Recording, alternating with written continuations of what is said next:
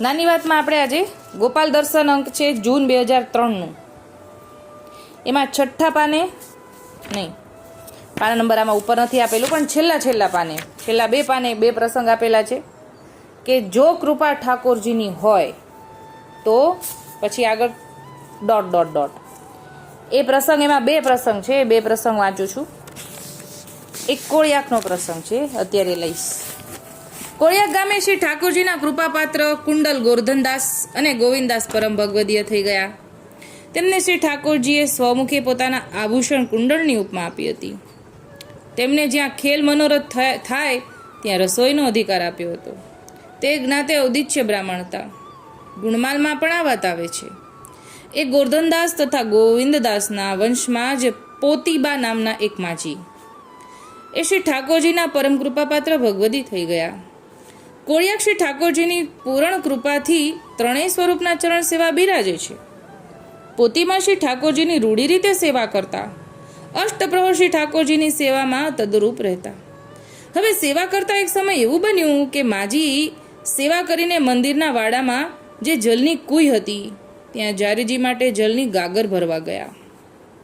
જલ ભરતા તે કઠોડા વિનાની કુઈમાં પોતીમાનો પગ લપસ્યો અને માજી કુઈમાં પડી ગયા. કુઈમાં પડતા જ માજી પાણીના પહેલા જ ઉફાળે પાણી ઉપર આવી ગયા. આવીને કુઈમાંથી એની દીકરી ભીખીબાને સાદ દીધા, પણ વાડામાં હોવાથી માજીનો સાદ કોણ સાંભળે, એટલે કે દૂર હતા, સંભળાયું નહીં. ત્યારે પોતીમાં ભેખડ પર થોભી પ્રભુ સ્મરણ કરવા લાગ્યા. હવે તે જ સમયે કુંભાર વૈષ્ણવ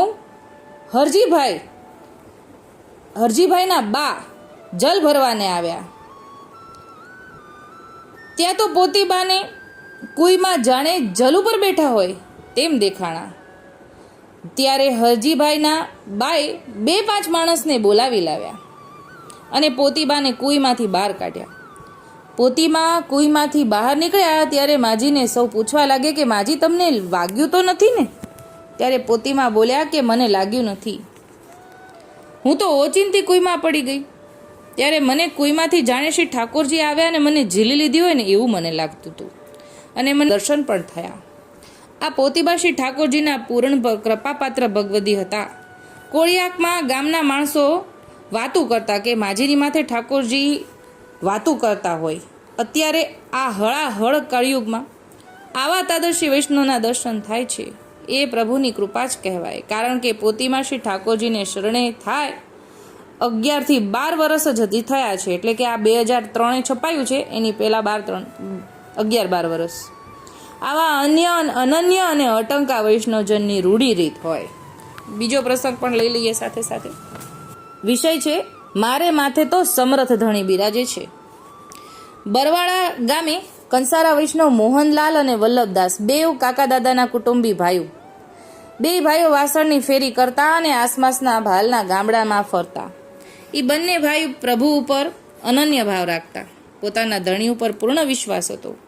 એક સમયને વિશે પોતે બંને ભાઈ ગામડામાંથી ફરીને પોતાના ગામ બરવાડા પાછા ફરતા હતા. પાછા ફરતા રસ્તામાં જ રાત પડી ગઈ. અંધારી રાત હતી. જરા રસ્તો માંડ સૂજે એમ કરતા બંને ભાઈ મોહનલાલ અને વલ્લભદાસ રસ્તે ચાલ્યા જાય છે. ત્યાં રસ્તામાં નદી આવી. નદી આસપાસ ખેતર તથા વાડિયું હતી. હવે મોહનભાઈએ નદીને સામે કાંઠે નજર કરી તો એક માણસ ચાલ્યો આવે છે. જોતા જ બીક લાગે એવું. ત્યારે મોહનભાઈ બોલ્યા કે વલ્લભ, હામે તો જો, કોઈ માણસ આવે છે, જાણે આખો માણસ સફેદ દૂધ જેવો લાગે છે. લાંબો કેટલો બધો છે, જો તો ખરો. મોહનભાઈ તો બીકના માર્યા વાડીના છેડે વાડમાં સંતાઈ ગયા. પેલો માણસ જે દેખાણો એ મૂળે જીનાત હતો. એ આવીને વલ્લભદાસ પાસે ઊભો રહ્યો અને બોલવા લાગ્યો કે તું કોણ છે? ત્યારે વલ્લભદાસ બોલ્યા કે અમો કંસારા વૈષ્ણવ છીએ અને અમારે બરવાડા જવું છે. ત્યારે પેલા જીનાતે કહ્યું, બચ્ચા ઘબરાના મત, મેરી પાસ બહોત સિદ્ધિ હૈ, તુમ કુછ માંગ લિયો, મેં 52 વિરકા छिपरी हूँ, મૂંઝાના મત. આવું બોલ્યા પેલા જીનાથ.